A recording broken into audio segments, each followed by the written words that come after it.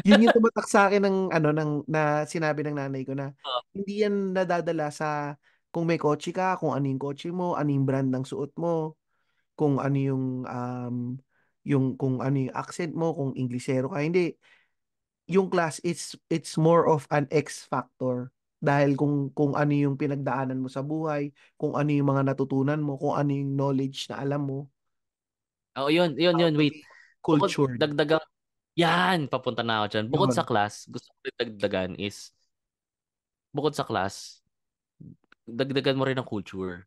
Kasi pwede namang ano kay class yung pagiging disente, matinong tao, madaling kausap or ano yan, friendly or magaan na tao. Pero dapat may kumbaga sa vitamins, dapat yung vitamin B complex kompleto na with zinc. So dagdagan mo na rin ng culture. Kasi ano yung culture?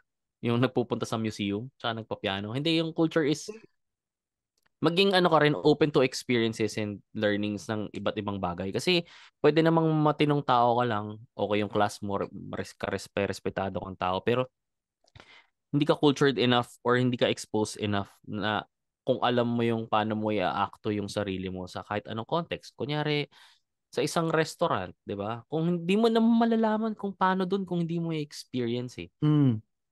O kung medyo ilag ka doon, hindi mo malalaman forever in your life.